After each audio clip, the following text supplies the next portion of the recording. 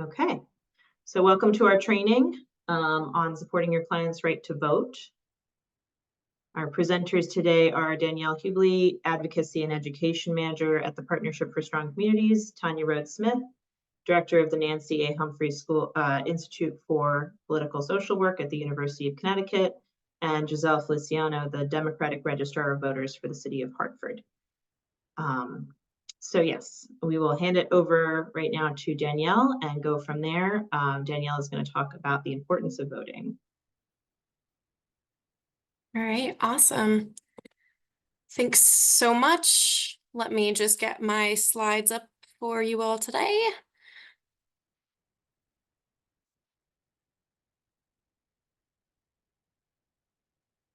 Let's see. Can you all see? Perfect. Alrighty, so thanks so much for joining today. I'm super excited for the conversation.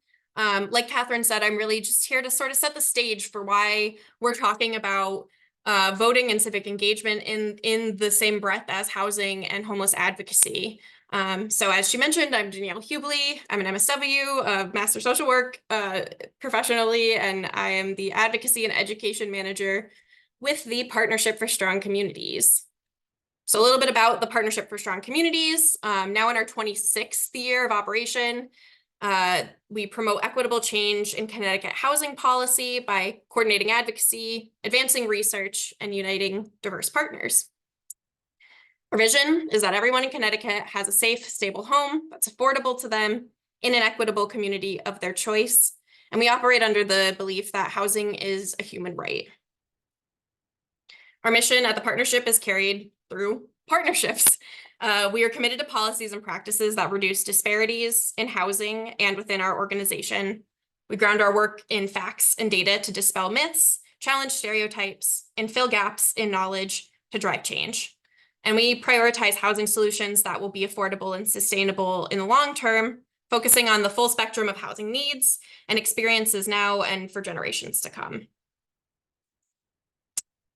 So as I said, we're looking across the full spectrum of housing needs, and that's really what we're trying to do here, is to affect policy across the housing continuum, from the more immediate needs of those sleeping in places not meant for human habitation, through individuals who are couch surfing or maybe temporarily staying with friends or family, as well as those looking to create spaces for family members to age into, as well as for renters and for homeowners. We're looking to truly create a housing system that can more flexibly and more equitably meet the needs of people wherever they fall across this continuum. And how we actualize that vision at the partnership is through our 4 priority buckets. We look to advance housing affordability, housing creation, choice, and stability. So we know that a healthy housing system necessitates a comprehensive approach that intertwines housing affordability, creation, choice, and stability. People need to be able to afford their homes while meeting their other basic needs. We need more physical homes, period. We need all different kinds of homes for people all across the state in all different communities for people to choose from. And most importantly, we want to make sure that folks have the right to safe and stable homes and that they're supported from the experiences of housing instability, eviction, and homelessness. So this is really how we weave a housing system that prioritizes the needs of our residents and that supports strong families and strong communities. And the topic today, the affordability, creation, location, and safety of housing are all influenced by local politics, community forums, and the public perception and will for change. So I want to really hone in on this civic engagement and voting piece. I want to pose a question to our audience here today. When I ask you the question, did you vote in the last election? How many of you instinctively thought to the last presidential election? And you can write it in the chat if you want to. Raise your hand. I'm just curious, but. Yeah, let's put it in the chat because I think while we're sharing our screens, we can't see each other. Thank you, yes.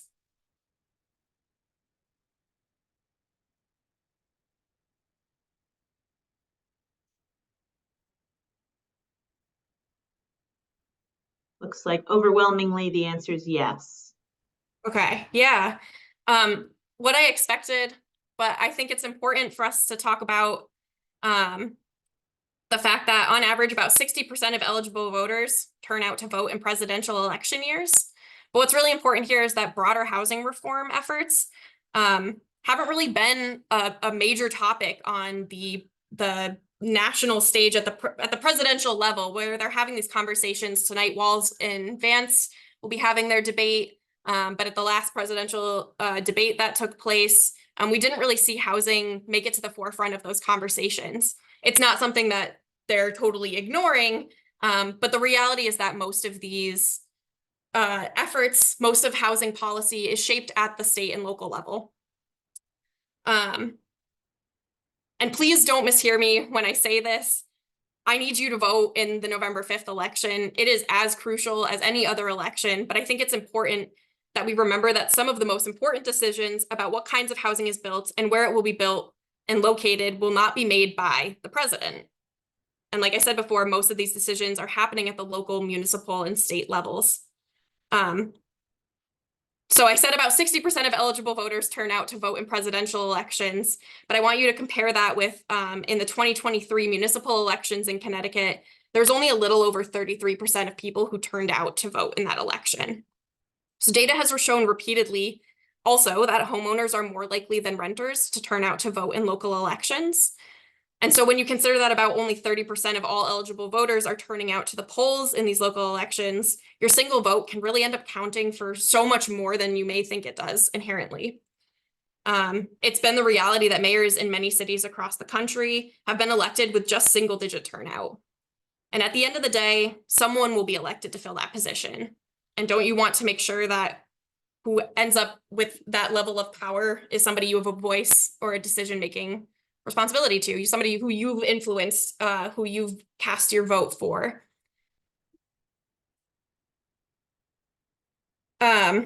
I also want to talk about, in July of this year, the partnership also hosted a conversation on this topic of housing and civic engagement, where we brought in Courtney Cooperman, who's project manager of the Our Homes, Our Votes campaign with the National Low Income Housing Coalition. And in this conversation, she highlighted examples of work that's been happening across the country to encourage more housing advocates to be civically involved in driving change, spotlighting, and she highlighted some data which shows that homeowners are more likely than renters to be active voters in at the national level and also in the local level, and how that ultimately shapes the landscape of what can be accomplished to improve housing outcomes locally. She also acknowledged the role that nonprofits can have in encouraging more active civic engagement, which is part of what we're going to be discussing today. And she noted that across the board, all voters who were engaged by a nonprofit saw a 10% increase in voter turnout. So it's really important that not only are you turning out to vote, but you're engaging other people within your networks, within your communities to also see their role in voting. Many people can often forget how closely related the practice of voting and civic engagement is to the topic of housing. Like I've said many times, who we vote into elected office and who ends up with decision-making power over our communities has the potential to improve or make worse the problems that we're facing in the current housing landscape. Our conversation today is hopefully going to answer some of the more specific questions that you may have about getting folks registered, turning them out to the polls. But I think the bottom line is that it's so important to know who you are electing to make decisions on behalf of your community and how they view the issues associated with these 4 priority areas that we're trying to affect within the housing space. It's also so important to remember that that civic engagement encompasses so much more than voting. Voting is much more than just checking off a box once every 4 years, in the same way that housing is more than just a physical structure. The American Psychological Association broadly defines civic engagement as individual and collective actions designed to identify and address issues of public concern. Voting is certainly an important part of being an engaged citizen, but is not the only way people can be an active voice for the decisions that are made in their communities. And I'll also just share, in the same vein as the civic engagement and housing webinar, we also hosted earlier in September a conversation on the topic of housing and social health. And the main takeaway there was that in order to have truly strong, healthy communities, we must ensure that everyone lives there has the opportunity to thrive. And we're an inherently social species, and as such, the development and design of our neighborhoods should both create and maintain spaces that foster deeper social connections, trust, and human flourishing. So while this feels a little bit tangential to the conversation you came here today for, I think it's also entirely relevant to in efforts to encourage civic engagement and more civic engagement within our communities. When we're holding those in power accountable to creating more equitable communities where people have that opportunity to thrive, we're inherently creating spaces where people can have the capacity to participate more actively and more regularly within their community to help inform the changes that are made there. So I think, I've kind of repeated myself a few times here, and I'm really excited to turn it over to Tanya and Gigi as well to dive into more of the weeds and get to some of the questions that you have. But just remember that in everything we do, voting is a crucial element of it. Civic engagement is a crucial element of it. The more we are engaging people to participate in these processes, the more democratic they ultimately become, and the more diverse perspectives and opinions we're getting to fill those leadership roles. So I'll stop there and turn it over. Actually, really quickly, I'll just say that this quote is from Brian McCabe and Eva Rosen, who will be speaking at our conference in November 18th and 19th. Just a quick plug. I'll drop the link to register in the chat, but we'll be having some more great conversations about ways that people are getting civically involved in the housing conversation through all other sorts of conversations that tie to voting and housing, but also go beyond that. So just wanted to give a quick plug, but yeah, really excited for today's conversation. And thanks so much for having me here. Thank you so much, Danielle. And yeah, without further ado, I will hand it over to Tanya. Thank you. Hi, everyone, and thanks for having me and Danielle. So fun to go behind you. And I know you and I are kindred spirits on this. So I loved so much of what you said. And I love this thought about, we must hold elected officials accountable. And that's what happens in a healthy democracy. And it doesn't happen when people feel like things don't change. It's because they're voting once every 4 years and we're not creating that feedback loop. And Gigi and I are on Hartford Votes Coalition, the Hartford Votes Voter Coalition, and we talk about this all the time. And I have some ideas too. And so I am gonna also share my screen. And some of this stuff you may have heard, and so I am going to whip through it. Can you see my screen okay? You see my full screen? Okay. I can see your screen, yep. Perfect. So I am going to go quickly, time check about 20 minutes, right, Catherine? Yeah, we have an hour and a half, so don't feel too Don't much rush too much. pressure, All right. yeah, Just give me a warning when if I'm going over. I'm gonna keep an eye on the clock too. Okay. But I speak very quickly, and I want everyone to know in this call we have incredible resources for you. Not only have Catherine and Megan been putting together these incredible guides, we have a website at the University of Connecticut called votingisocialwork.org, where you can get everything you need for yourself to be a voter, as well as engaging others to vote. And what we have now on that website, we just collaborated to produce 4 videos on voting. One is why voting matters. One is voting as a social work intervention. They're all very short. You can share them with your staff, your friends, whoever you want. We've got a voting in Connecticut featuring Gigi and the Secretary of State. So we've got a lot of resources out here, so you don't have to remember anything. So what I want to do is reinforce what Danielle already started. I want to make this connection not only between voting for your clients, but voting for yourselves as well in your own communities. The connection between voting, political power, and outcomes. We'll talk about how you do this. How do you integrate voting? I mean, where do you start? How do you make it easier on yourselves to engage others? What are your fears and worries? I mean, none of us, or very few of us, were given basic civics, right? Like we might have taken history and we might have taken government and we might even have taken a semester of civics in high school. But so often then we don't actually get the opportunity to use that. So who's our US senator? Who's our state senator? Who represents us at the local level? These are all questions that a lot of people aren't sure about. And I talk to college professors who aren't sure. So don't ever feel like someone else knows more than you. Democracy is learned by doing. So we're going to talk about it today, but you are going to learn far more by getting involved first for yourself and then getting the confidence to engage others. And we have lots of ways to help you with that. And I love all of the graphics that the You Don't Need a Home to Vote campaign. I took this one from a couple of years ago, or maybe even 4 years ago, and just added that fit. But they're all terrific and use them throughout. So I am at the Humphreys Institute for Political Social Work. We examine voting as a social determinant of health. We want every social worker in the country, there's 750,000 strong, and every social service agency and every community agency to be engaging people to vote, to be talking about it. We know it's not a one and done conversation. We know that people on average have to be asked 7 times whether to do anything important. Is that the research is around running for office, but I've done it myself. You don't always get the answer that you want the first times. And that's why these trusted relationships that you have with clients are so critical. We're not gonna get turnout just from knocking on doors in one election. It's a constant, continuous cycle. We also have a campaign school for social workers that I'll talk about in a second, and it's just for anyone who wants to get more involved in politics. So Danielle started it. I want to add a little bit of information to why voting matters to you and to your organization as well.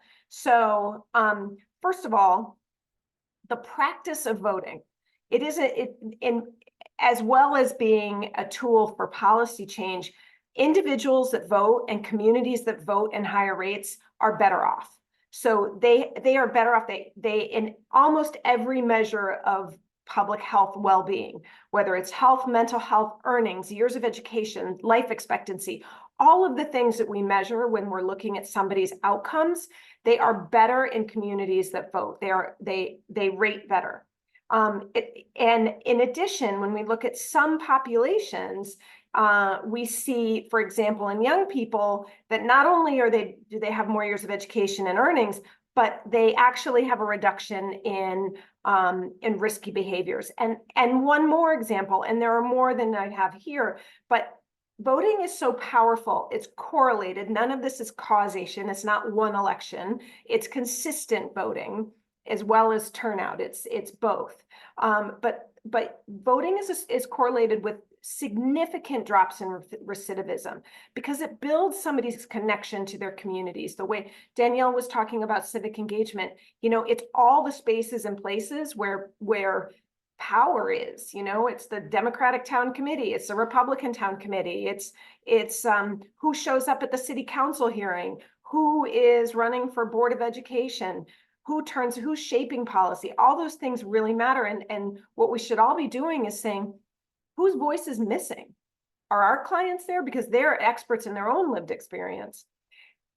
And I'm not going to spend a lot of time on this, and this is on our website as well. But when we look at access to voting, this reinforces what I said before. States that have easier voting pilot, where it's easier to vote, have higher rates of health.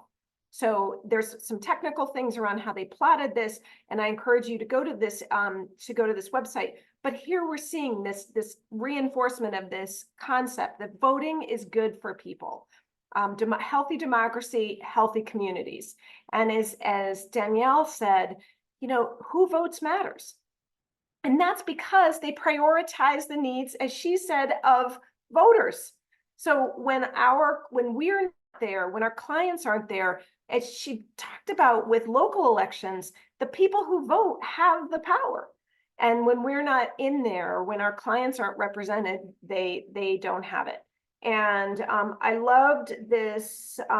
Again, I got this. Well, I put a link in here, but I love this. There's 3,300 people. 3,300 people homeless downtown. This is in Houston. This community leader.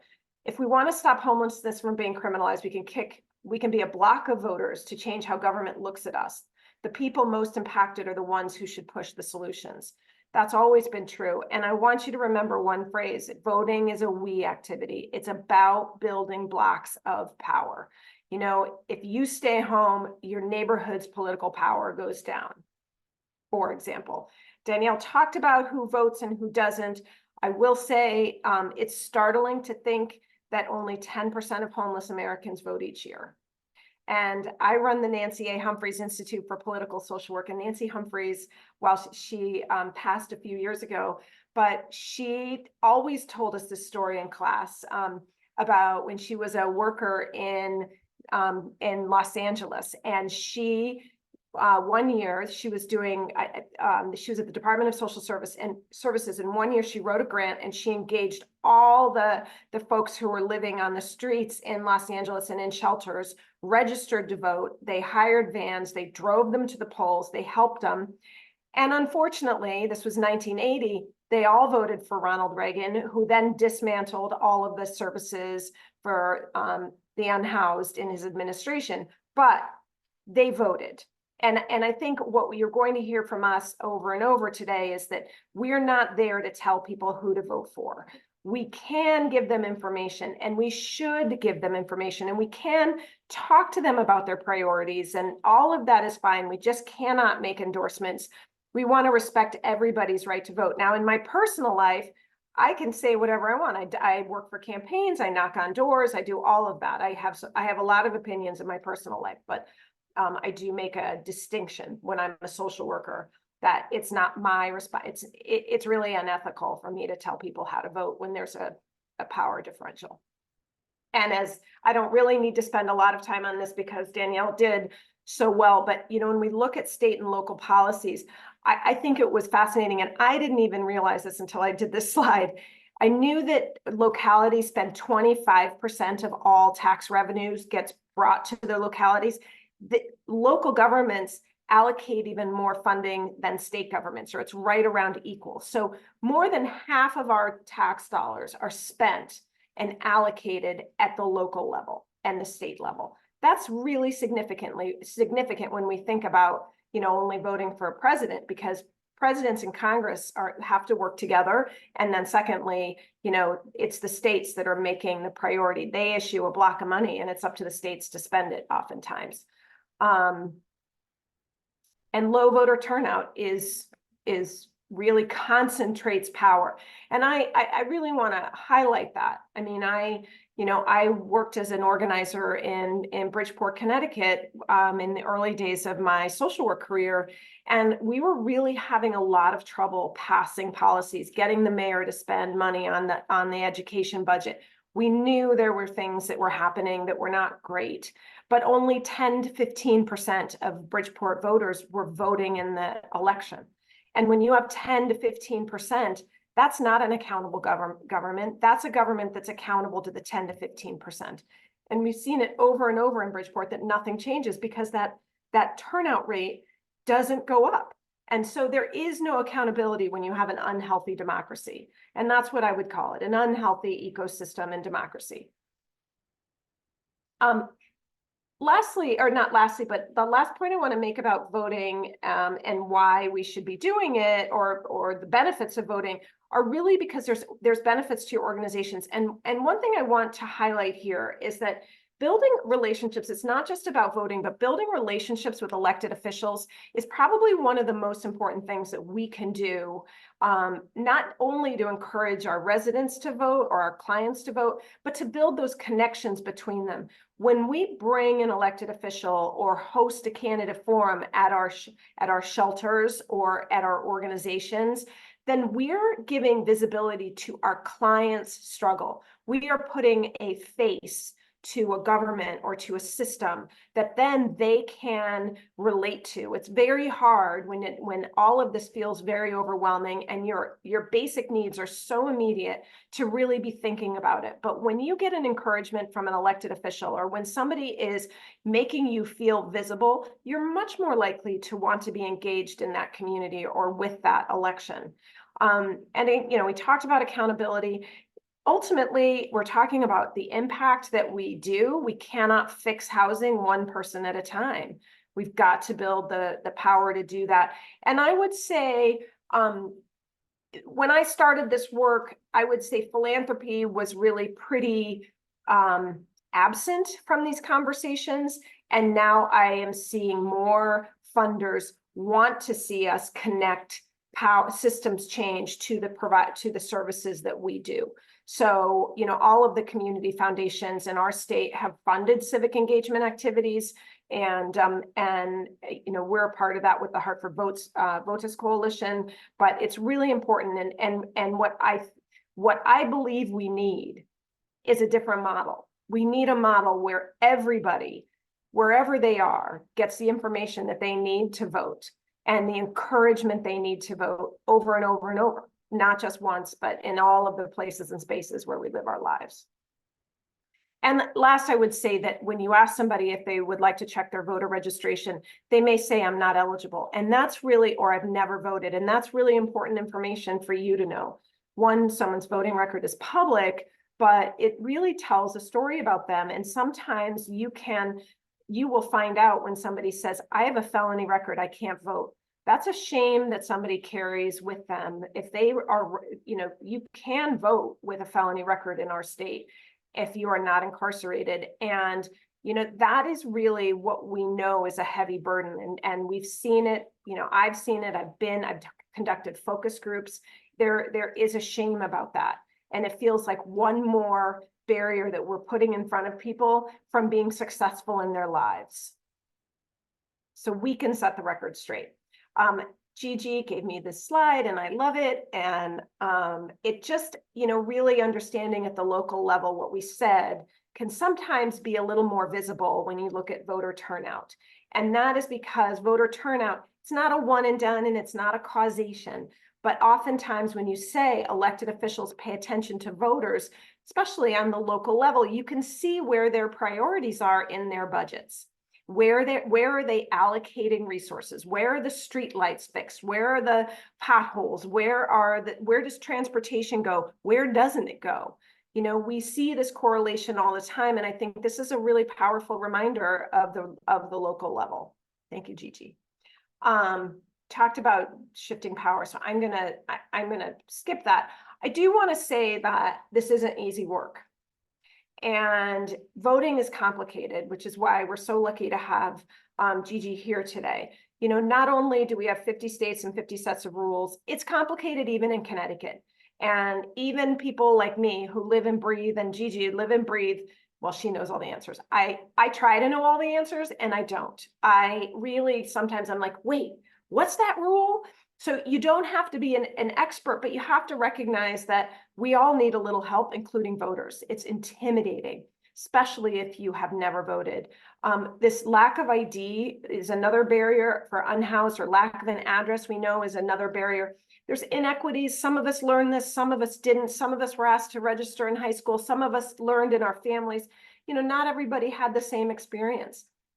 And also, I would say another barrier is people really do feel like their vote doesn't count, because if they're voting in the general election and everybody knows the Democrat or the Republican is going to win, then they go, I don't need to vote. They forget about all the other people on the ballot, but also we have to acknowledge that feeling. But primaries are really important. That determines who gets endorsed by the parties, and we have much lower rates of participation in those elections. And then, you know, we talked about felony disenfranchisement and just lack of outreach. And I say all of that because what you will hear is not, I didn't have the transportation to go. You very rarely will hear somebody say something on the left side of the screen. What you will hear is nothing changes. I hate politics. My vote doesn't matter. System is rigged. And I don't like the candidates. So those are the conversations that's what you will hear. And what we know about that is, you know, it really reinforces these structural barriers, sort of feed these engagement barriers. And it feels intentional, not so much in Connecticut, where I feel like we are working, and I'm excited about all the things that are happening in Connecticut. But, you know, across the country, we're rolling back these rights and we're losing them. We're fighting for rights on the state level and we're fighting for rights on the local level. I'm going to come back to this if I have a time check, because I do want to talk about some examples of where power was built in housing, so that you have sort of a, well, maybe how am I doing on time? At 15 minutes. You got time. I mean, I had marked this segment until 11:45. So okay, cool. All right, so I I want to bring two things, and I'm going to start with the bottom one. Because one of the things that they've done in New York for a long time is to register voters in public housing. And this article, I have a link in here, and when it's not my turn to speak, I'll try to drop it in the chat. But this article profiled a public housing unit that was under all of them underfunded, but this was dilapidated. There was mold. It was a safety hazard, and their multiple year strategy for getting funding was to register people to vote and help them turn out. So they ended up building, you know, in a local election, 30% is above the average. So you look like 30% are voting at this one place. That's political power. And when Mayor Eric Adams announced funding to rehab public housing, that development was first on the list. So we do know they pay attention. In Chicago, the Chicago Votes Initiative, I just love this. Felony disenfranchisement is something that is determined state by state. And many of you may not realize, but most of those laws were, especially in the southern states, but we had it here in Connecticut too, were written into state statutes and state constitutions explicitly to limit the political power of Black and brown voters after the Civil War and Reconstruction. Civil War and the right to vote was hugely successful. Black voters were getting elected up and down the ballot, including U.S. Senate from Mississippi. And so the backlash was fierce. We know it was violent. We know there were poll taxes. They did literacy tests. And that was also when not only did they put in felony disenfranchisement laws, removing the right to vote for people who were convicted of a felony, they created laws that targeted those folks. So we have this horrible history. And even now, I want you to know that we don't exclude based on race, but we know it continues today to disproportionately impact communities of color and the political power of communities of color. So I really encourage all of you to know, we'll talk about that in a second, but these laws in Maine and Vermont and now Washington, D.C., there is no felony disenfranchisement. And I think we really need to change the conversation in Connecticut and end these draconian laws that work against reentry, they work against safety, public safety, and they really they serve no purpose. So Chicago Votes, what did they do in Illinois? They pass a civic engagement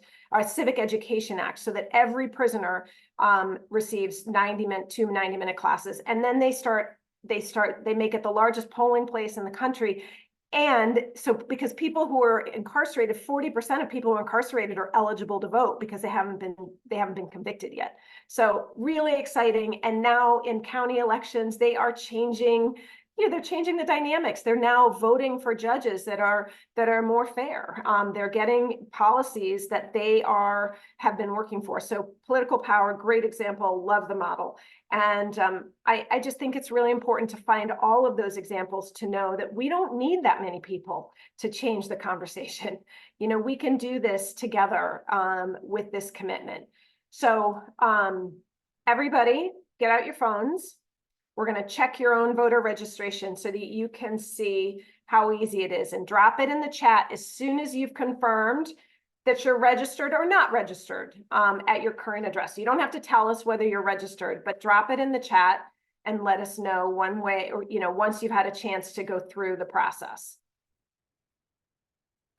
I need to open the chat. There we go. While folks are doing that too, Tanya, if I can just jump in really quickly. Yes, please. To your last slide and sort of thinking about building political power, I forgot to mention it earlier, but NLIHC, the National Low Income Housing Coalition, has recently started an effort to track ballot measures that are being voted on across the country on your local and state ballots.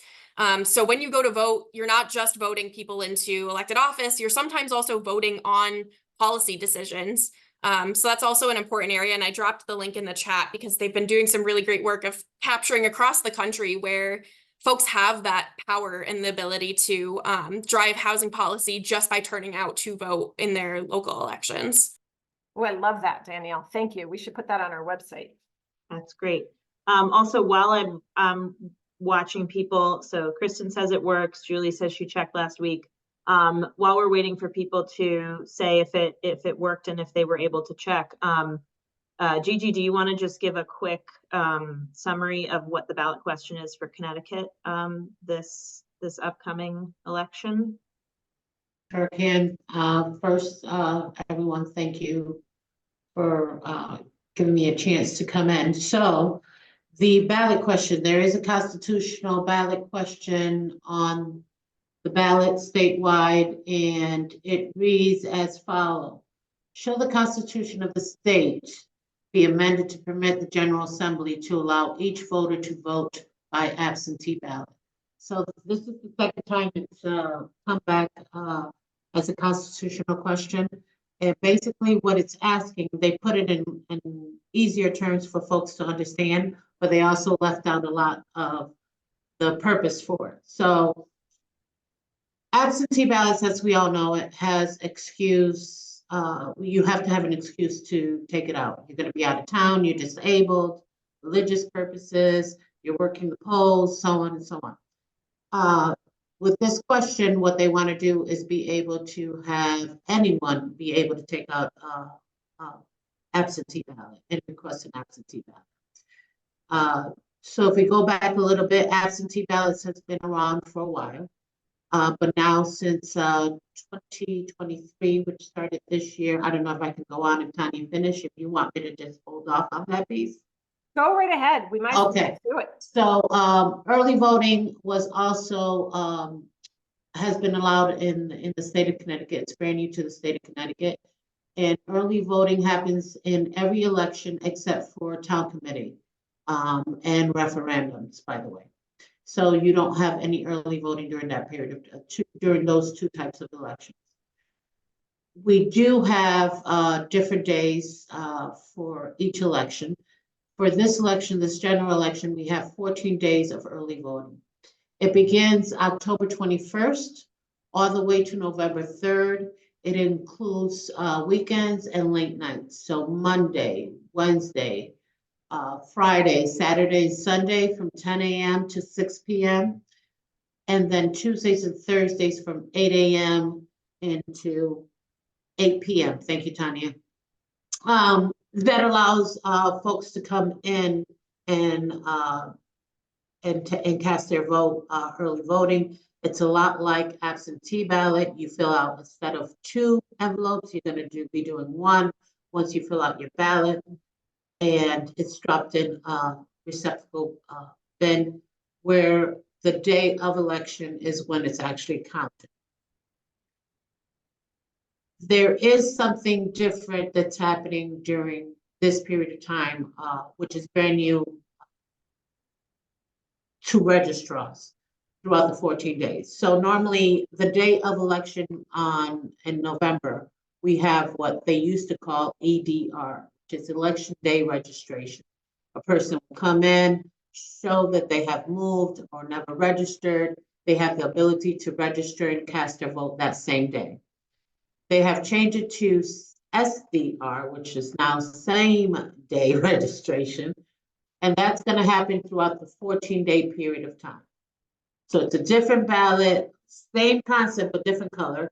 But registrars have the opportunity to do same day registration throughout the 14 days, including the November 5th election. So technically, you're going to have 15 days to be able to come and register to vote and cast your vote. So, and then again, the third way is through going to your actual polling location.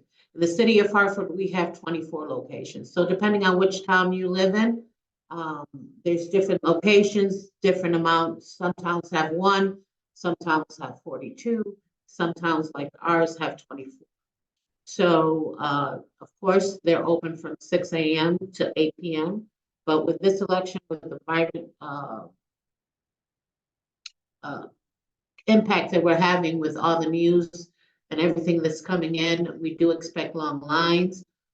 Folks, remember, if you have a person who has a handicap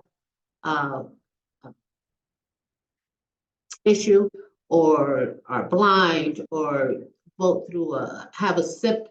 We have what's called an IVS machine within our polling locations. This is also located in the City of Hartford likes to keep me exercised. Right? There we go. And that is a machine that's actually a printing machine. So it has a touch screen to it. It has a SIP attachment to it. It has a button. It has a keypad where you can feel the numbers on it so you can be able to. So there's really no excuse for no one with anything not to be able to come out and vote. There's one more thing I really want to stress. We have curbside voting for those who just have anxiety of coming into the polling location. And this is again being offered through early voting in all our polling locations in the city of Hartford. We have actual doorbell. You ring, and you can vote from there. So those are those options. But we're here to talk about homeless. So I'll shut up and let Tanya continue. And Never, Gigi. You always have so many good things to share. And I had a question just to confirm. So those hours are going to be the same no matter what town you live in. No matter what town. So no matter what town you live in. Correct. And then also, can you tell me what happens if somebody doesn't speak English? Yes. So in every polling location, we have what's called inclusion solutions. So not only do we have poll workers who speak multiple languages, Spanish is the primary language, as we all know, as a secondary primary language that's used in the state of Connecticut. But we're finding out that we have a lot of Asian, Bosnian, multiple cultures that we have. So the Secretary of State has made a contract with Inclusion Solutions, and everyone should have over 365 translators that are available to translate whatever's on the ballot and go forward with the ballot. Every polling location or every town uses theirs differently. We in the city of Hartford, we have cell phones that have the actual translation if there's someone there that does not speak that specific language. So that's one way. There is also, if you need to bring a translator, you can always bring in a translator. There should be no reason why anybody should not be able to use an assistant to assist them with the ballot. And our poll workers are trained to do the same. The only thing we don't ask is that a campaign worker continuously does it. Yeah. So that's the only way you're going to kind of be turned away if you're constantly coming in. But if anyone has the right to bring someone with them to assist them with the voting process. I'm so sorry. I still have one question. So if Go I ahead. speak French, let's say I speak French, how does it work in the translation services that we're contracting with? Do they get they don't get a ballot in French, but they have somebody to speak to? Or No, they have somebody who's going to actually physically FaceTime with them. oh, they So that person, FaceTime them to read the poll ballot. worker, I right. got it. The poll worker will actually have the phone handed over. They'll choose the language prior. And once that person comes on, it's a neutral person. They will already have our ballot in hand. Got it. And they will describe the ballot moving forward. That is so helpful. I love that. Thank you for explaining that. And I have more questions for you, but Okay. I know we'll do that.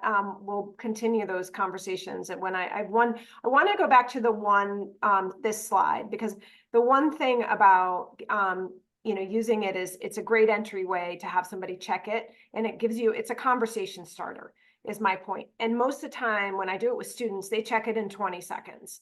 So it can be a conversation starter. And I love these QR codes because sometimes, you can they can sign up for election reminders, turbo vote, somebody mentioned in the chat. I just love it because you can register to vote. It'll link you to our online system. And then also you can request an absentee ballot application and that'll be sent to your home. And I think that that's really powerful to have a one-stop. The Secretary of State also is having a one-stop, but this one feels really easy because it's one QR code. But there are multiple ways to do it. And I would say for yourself, test the systems that you're going to use.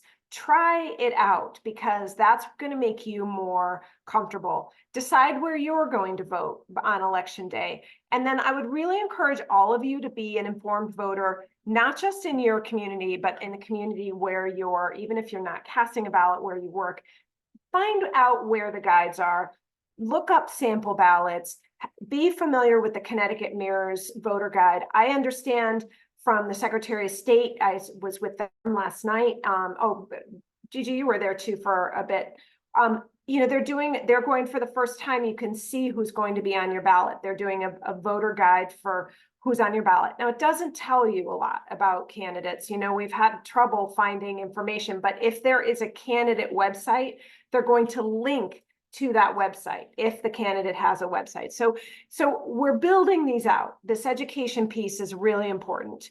And you can find a sample ballot. Even just printing a sample ballot in your in the district where you work can start a conversation. Oh, these are all the people besides president that we're voting on. Here's the issue, the ballot issue about early voting.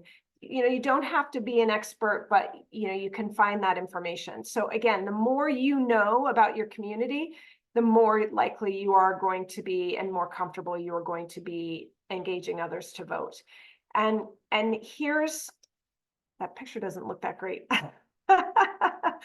But now that I'm looking at it on a big screen, it looked better when it was about this big on my laptop. So be an informed voter. And reach out to your registrars. I mean, I will say we have the gold standard here. Gigi, when we need information, she is there. And, you know, not every registrar is as accommodating. I have called registrars and asked for voter turnout information, and they tell me it's not available. But generally, and sometimes you may get into it, you know, you may have to call someone else, like a Gigi or somebody else, but at the same time, registrars are the experts. You know, they know what's going on, so you don't have to know the information. And talk to clients about voting, when, where, and how to vote. Nonpartisan information, as we talked about, encouragement and support. I've done a lot of voter registration, and many people are not comfortable using technology. Many of our clients aren't eligible to use online voter registration because they haven't ever been to the DMV for a state ID. So we need to fill those forms out manually. And just on that, Gigi, can I ask you a few questions about filling out the voter registration form? And while I ask you, I'm actually going to pull one up so that we can all look at it. I should have included this. Just one second. But Gigi, tell us what the most important pieces of the registration form are. Like, how can we help a client register somebody using a form? So the form can be filled out by anyone. The signature is where, and the party affiliation is where it becomes very important that you do not touch. You ask the question. So the beginning is 3 questions. Are you a U.S. citizen? Are you going to be 18 the day of election? Are you a convicted felon, and so on? And we can get onto those questions later on.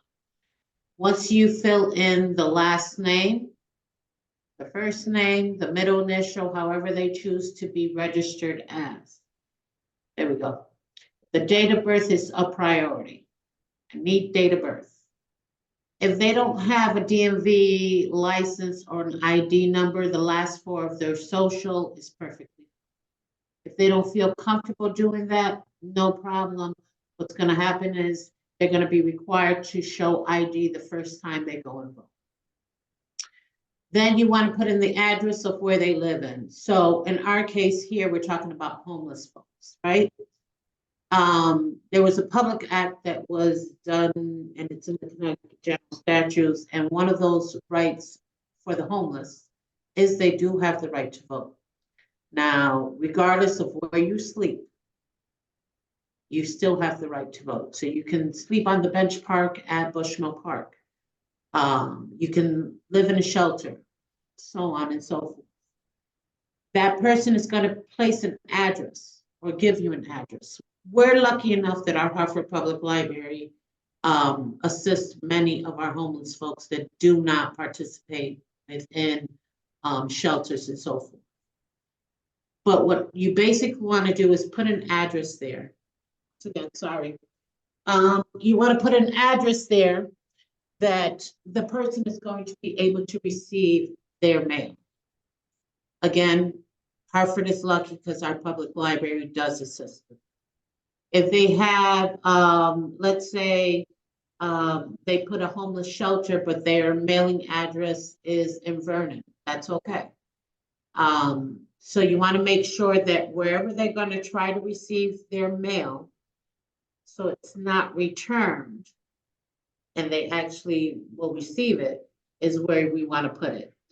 You want to identify if they're male or female, but not necessarily have to, because we can always have the check box of unknown.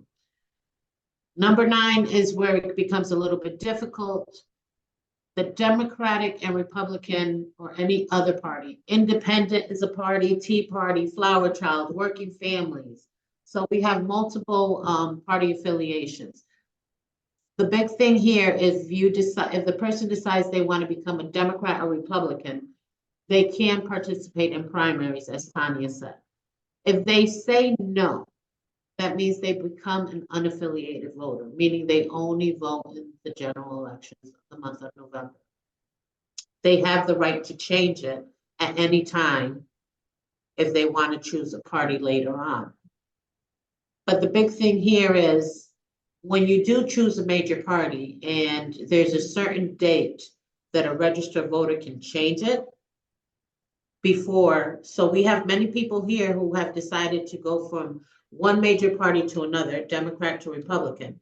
Guess what? When they decided to do that, we outreached to them and said, listen, if we change your registration currently right now, what's going to happen is you won't be able to vote in the month of November because the state statutes state that you stay in limbo. So that automatically we're going to be called suppressing the vote, even though the voter decided they wanted to do it. So you have to be very careful of that. I've never heard this before. Yeah. So if I change my party, during a certain period of time prior to is an it election. the 90 days? What is Yep, it's the 90-day limbo. So if you're going from one major party to another major party, you won't be able to vote because you're I going to be knew you couldn't vote Yep. in a primary. you know, But your I didn't know. eligibility becomes after the actual election. So a lot of folks aren't aware of that. So when I they was say not aware that, of and that. yeah, so if you're currently registered and say you're a Democrat and you want to go to Republican, and you insist that I change it, I'm going to, and you give me information to outreach to you. If you don't, I'm going to change it. And unfortunately, I'm going to highlight the confirmation letter saying you will not be eligible to vote for the November 5th. You're going to be eligible after the fact. So what a lot of people don't know is during the general election, they can play tic-tac-toe on the ballot. You just have to follow the rules, one to each column. Yeah. So that's very important for people to know. I The didn't other know thing that. within registration is your signature. If a person does not have a signature and just marks an X, then you put by mark, so on and so on. And then you just put in the date. And the biggest thing, if anyone is doing current registrations now, we need them mailed in before October 18th. Is the deadline. So For that's anyone a little over 2 be. weeks from today. Yeah.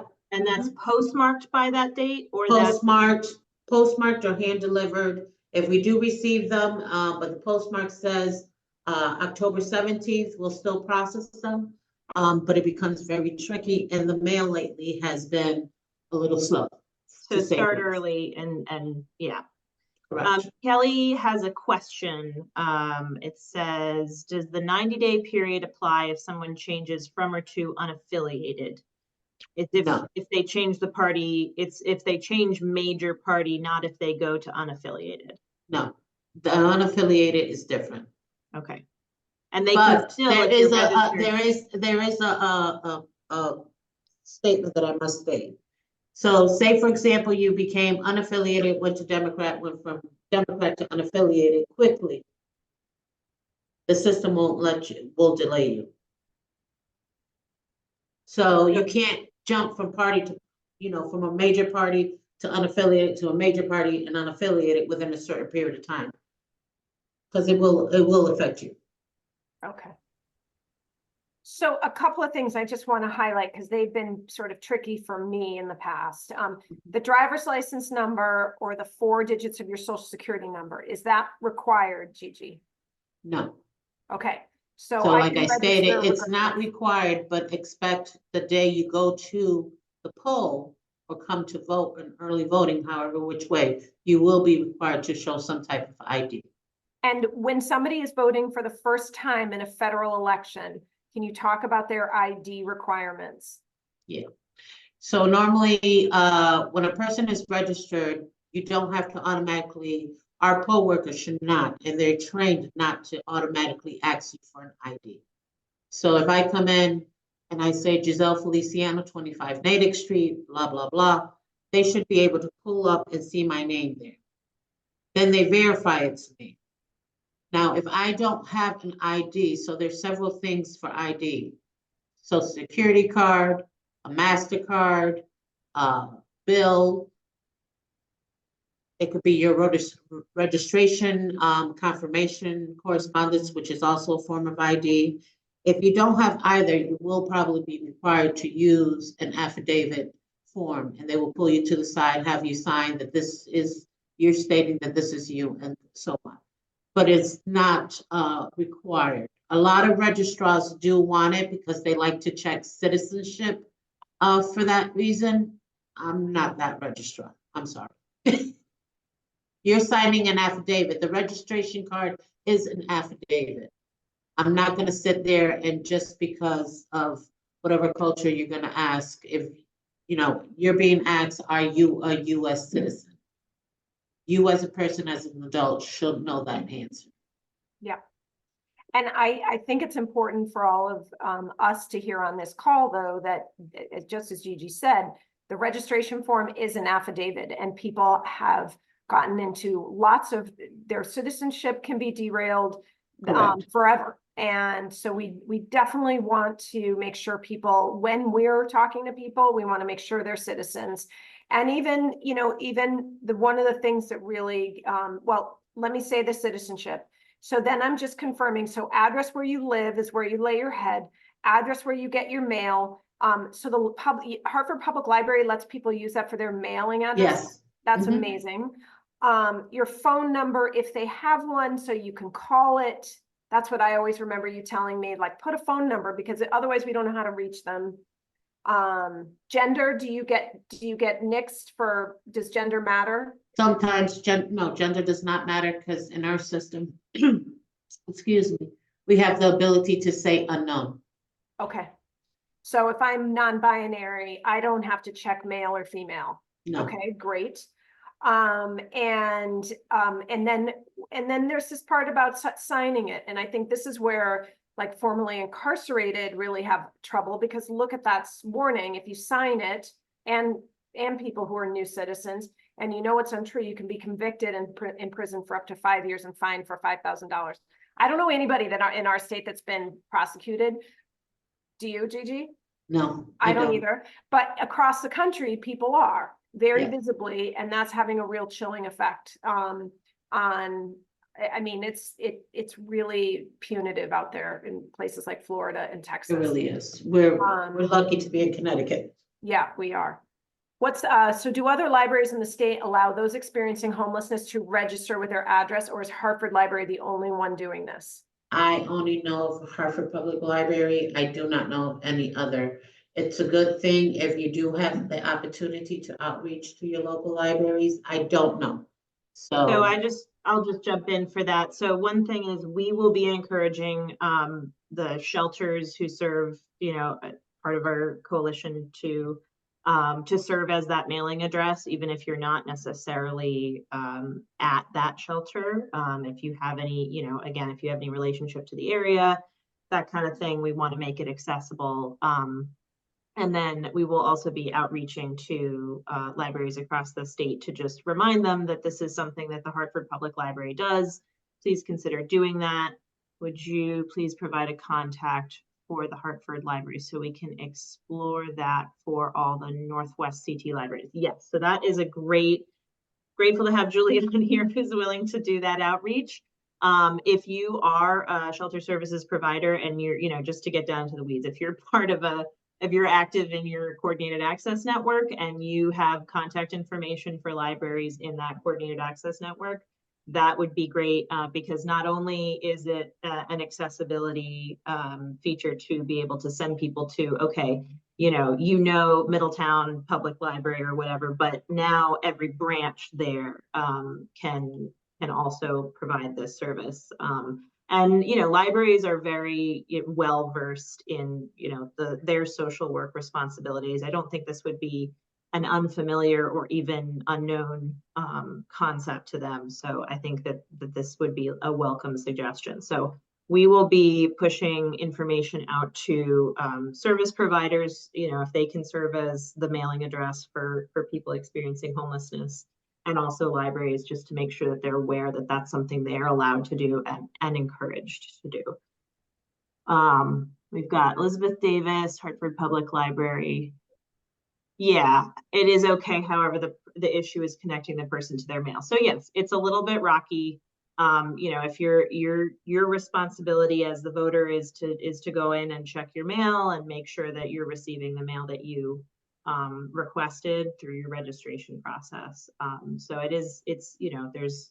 there's responsibility on both ends, but that's definitely something that, when it's a question of doing something in person, being the point of access, that is really vital. So we definitely appreciate all library workers on this call.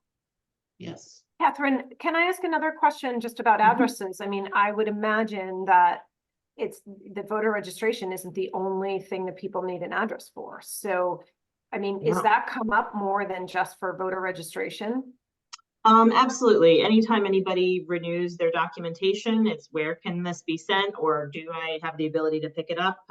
That tends to be first on the list of questions. So this is a good example of exactly that kind of problem. If people don't have a fixed address where they can have stuff mailed, even if you have, family in the area who are willing to serve as that mailing address for you, even if you're not staying with them, that's also another helpful way to get just connected to your mail. But yes, just consider that carefully, confirm with the mailing location that you are planning to use. And even if that's by phone with your case manager, calling your local public library and saying, my name is XYZ. I just want to check in that this is something I can do. Can I put this specific address? Is this the address of your library? And then add that and be able to access that when that comes in. I want to just highlight the fact that, for people who are housing insecure and even just general renters, I mean, they're highly mobile.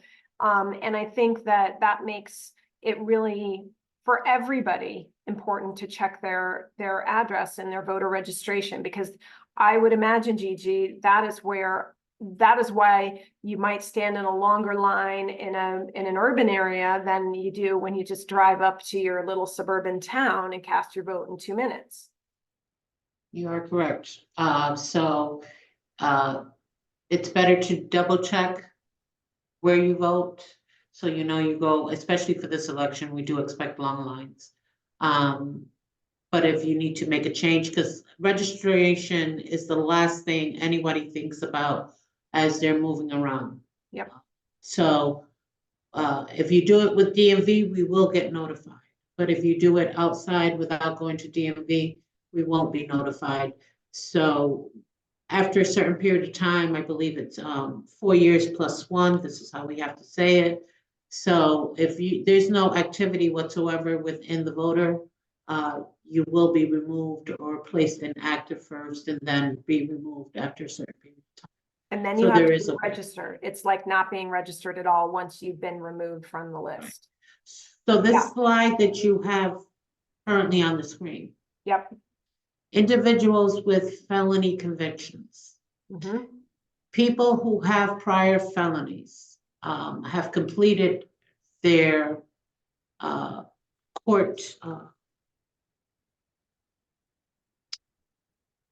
I'm sorry, my mind is Court everywhere else. mandated? The court mandate can register to vote, okay?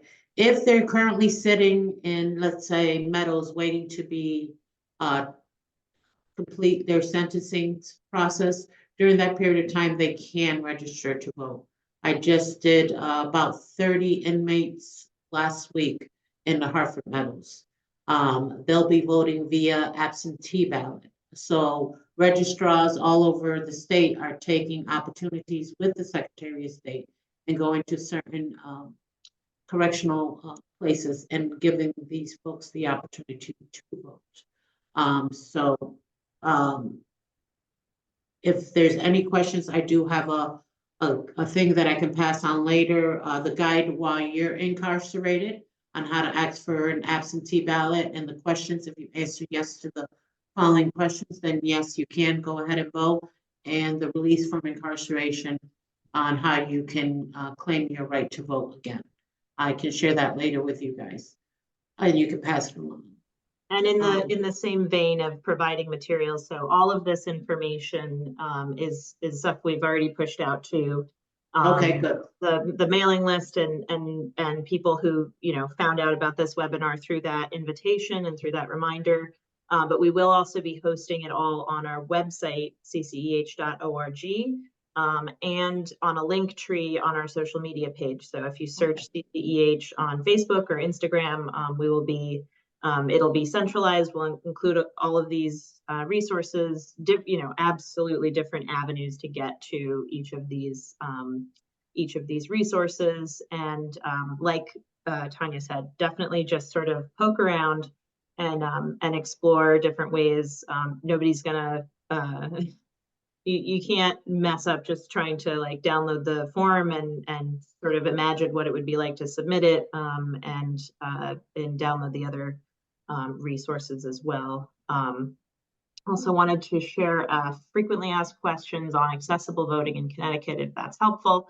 Yes, so yes, there is a laundry list of rights and access points for people who have you know, physical disabilities and other disabilities, you know, ways that you are supposed to be supported if you need that support in exercising your right to vote. I don't know if there's another slide, Tanya. On No. voting rights? No. Oh, yeah, no, I wasn't Oh. sure. I did want to I just. have a couple more slides. I just wanted Go to go through one more thing before I move on from this slide. We've talked about individuals who do not speak English, survivors of violence. The nursing, you know, do shelters qualify as congregate care? Just Gigi, so if there's more than 20, no. Okay, so. Well, if they request us to do so, we can do it.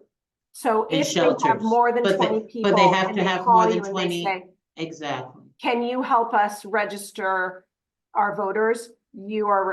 Registrars are required to go. Yes. So that would be a question for shelters specifically. So I can reach out and find out if that's something that they can do and reach out and contact you. The ones in Hartford. So, well, no, I mean, so you would, if maybe I'm misunderstanding, Catherine, but I just want to clarify. So if I live in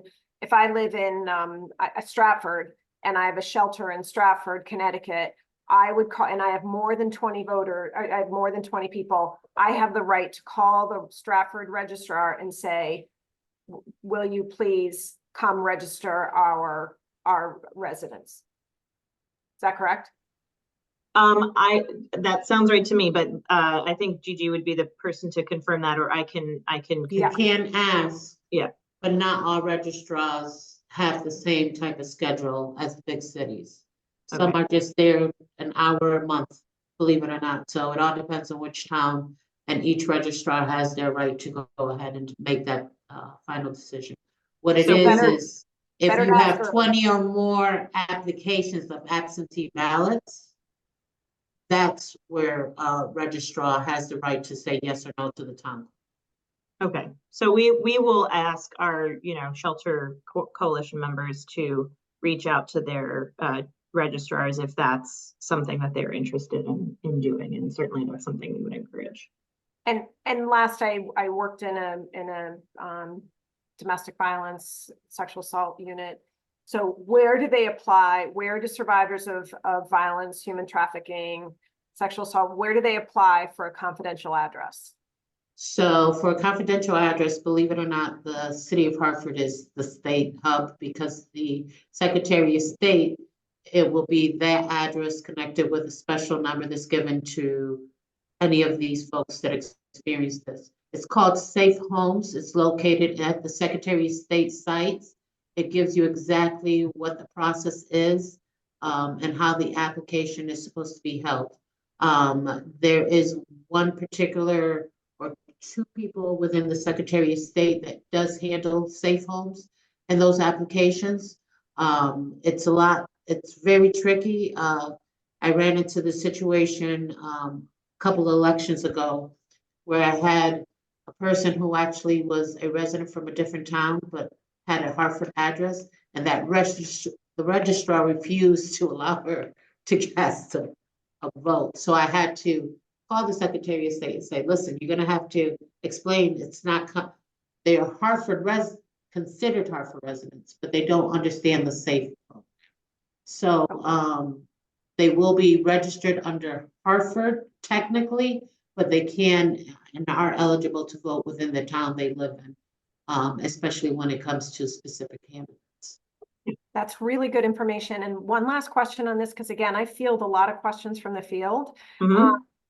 If somebody is worried about what kind of documentation do you have to get a confidential address? Because I've heard people say, and sometimes we have people that are quite there's different confidential addresses. So different guidelines for each. So if you're a judge, a police officer, so on, there's certain qualifications for that piece. And then if you're part of the domestic violence or sexual assault, that's a different qualifications. So we would have to definitely go about getting that information on the Secretary of State. There's a verification process. Yes, there is. You have to verify it's not Definitely. just anyone that can apply. Okay, great. We're going to move on. So we've already covered these points. We have a lot of flyers on our website. Take the Power of 3 pledge.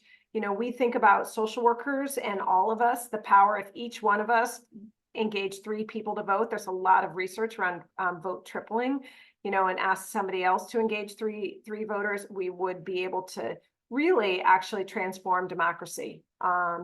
So we encourage you to use our website. We've got checklists if you're running a voter registration drive. We've got palm cards that you can use. You can request a badge. Sorry, I don't know how to do this. This badge I wear, it's not working well with this blur thing. It's, you can start a conversation with just wearing a badge around your neck. So there's a lot of ways that you can get materials so that you don't have to reinvent the wheel. And I also know Catherine and her team have done a fantastic job making things available. But we have these tools for democracy. There's Why Voting Matters, because this is really a big reason. We've got a short video on that. Getting ready to vote yourself.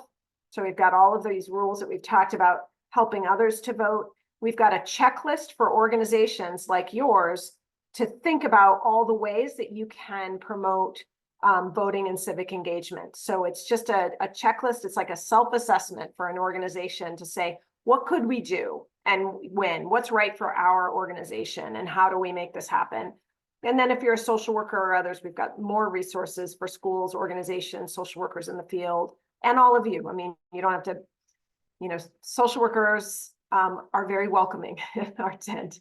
So those are the questions I had. Those are the slides that I had. So I'm going to stop. Like Danielle, though, I have one more plug. For any of you who are interested in politics and just want to get more involved and increase your own political capital by working on a campaign, getting to know your elected officials, we run this. Our next one will be March 7th and 8th. It's really powerful. We get people from all over the country that fly in. It's a it's a social justice group and a wonderful experience. Thanks, Danielle. And people really leave energized and figure out, I love the plugs. Thanks, Megan. So, anyway, that's it. The registration will open. So let me know if you want to be on our mailing list because we do sell out, but love to have you there. Okay, I am going to stop sharing. Thank you, Tanya. This is awesome. We do have 2 questions in the chat that I want to make sure we address, and then we have just about 10 minutes or 12 minutes to open the floor up, and anything that, folks are like in their minds, like, okay, I got the documentation, I understand the dates, but like this specific scenario is really puzzling me. So I just want to address these 2 first, and then we can go to that. So these will all be directed to you, Gigi. I hope that's okay. Within Hartford, what polling places can someone who is unhoused use? And then do both. So let's get to the second question in a second after you answer the first one. Well, that all determines on where they decide they want to register to vote. So, say for example, they use Bushnell Park or the library. They live in Bushnell Park and they use the library. They will actually vote at the library. If you are stating that you live somewhere within the South End, it could be that polling location. So it all depends on where you're actually registered. The city, as you've seen the map that Tanya had posted, is divided into all those 24 locations. So it all depends on where that person decides to go. So I'm sorry, it's my question. I'm sorry, Giselle, it is, so because the polling place is not where you get your mail, correct? So we tend to have the 500 Main Street in the mailing piece, but the address they could put where they typically stay, the area where they typically stay, or an address, and that would. So we use both. Okay. So when it comes to the library, say for example, the other day Nelson brought me in someone who actually physically did not have any type of address whatsoever. Right. So we use the library and they can still vote at the library because they're going to receive. We're just using it for mailing purposes because the person is actually homeless. Right. Okay. So that's the only reason why. So you can't do that. So your physical address determines where what district you vote in, and your mailing address determines where you get your mail, where you get your mail. Correct. So they, in other words, that would be the issue for the voter to decide, the person who's registering, essentially, each polling place. Okay. Making that distinction will help people make that call. Okay, and then Julie says, do both, so regarding shelters requesting congregate status for registration, do both registrars have to approve that status for shelter, or can one party's registrar make that call? Well, Hartford is in a unique spot. I do not have a Republican registrar. I haven't had one for a while. I use the Republican deputy. But because I am the Democratic registrar, when I do registrations or assist anyone within the city of Hartford, Democrat is out the door. I'm the registrar. I do everything on a neutral basis. It does not make a difference. If I can't have someone from a different party go with me, then yes. But if not, then it's just me, and I'll take it in as it is. Doesn't matter to me that what party you decide or no party you decide. I'm going to treat everyone the same. But you should have 2 parties. Okay. So maybe that's a question to ask when a shelter calls to make that request. Just be like, who needs to be part of this designation? That happened to me, as a matter of fact, prior to this, and I couldn't bring anybody. It was just me. Okay. And I did get registrations, so. Okay. But Gigi, so if most of us have 2 voter registrars, I just want to clarify this, because sometimes even me, who do I call? So do you have to call 2 people, or do you just pick one? And then if one says they can't do it, would your advice be to call the other one? Like, let's say you want people to You come can, run a you drive? can. I mean, you should always have dual parties, but when we take that oath, we take that oath to be a registrar, not a registrar of that party. Okay. Okay, so I would love to have questions. It really doesn't matter how small or how personal the strategy is around how people make their plan to vote. If you're sitting here and you're like, all right, I'm gonna try, if I hit a brick wall, you know, this is what I think that brick wall might be. Now is the opportunity to ask questions. I also appreciate everybody that's been putting questions in the chat. That's been helpful. While we're waiting on some questions, Catherine, I just wanted to add something I was thinking about earlier is that this is a conversation obviously oriented towards the November election, but something we've talked about throughout this presentation is that it's an ongoing process. It shouldn't be something that you do once every 4 years and then forget about until the next time it comes up. There's always opportunities in between the presidential election and the next local election to have conversations with folks, to be registering folks. Right now we're on a tight timeline because the election's coming up, but this is stuff that we can be doing throughout the year, and not something that you have to worry about right into the lead up of the election. And another thing I wanted to throw out there was that we've helped partner with shelters or other local housing or homeless advocacy organizations to host candidate forums on the issue of housing. So if you're wanting to hear more.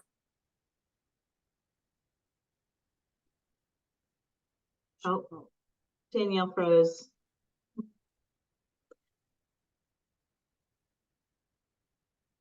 Darn internet. While we're waiting for Danielle, does anyone have a question they wanna, even if it seems obvious? No, Oh, there she is. sorry about that. I don't know where it cut me off. Oh yeah, my You're internet's talking about unstable. candidate forums. Yes. I'm gonna turn off my camera so hopefully it doesn't freeze me again. But yeah, voter candidate forums where you can bring in the candidates to speak on a particular issue. We've done that before.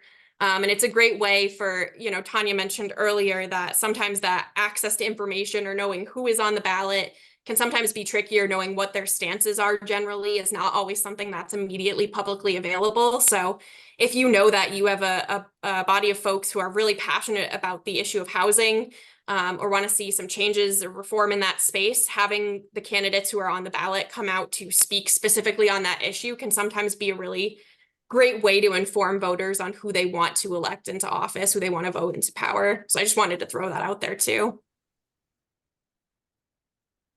Thanks, Danielle.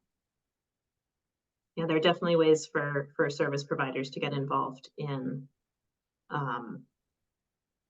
informing lots of people at once.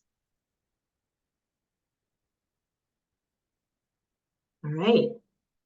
Any audience questions?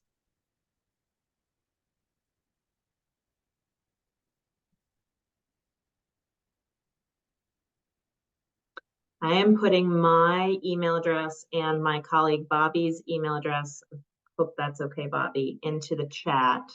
Great, thumbs up.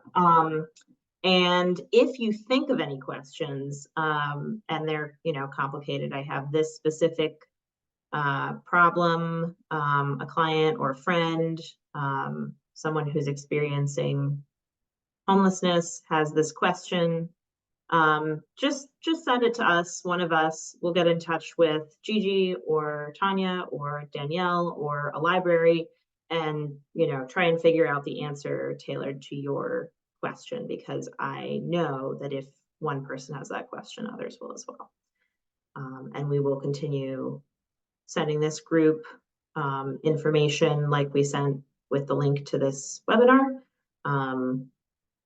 We will also continue updating our website and our social media link tree so that all you have to do is go there or go to one of the many wonderful sites that have been put in the chat to learn more.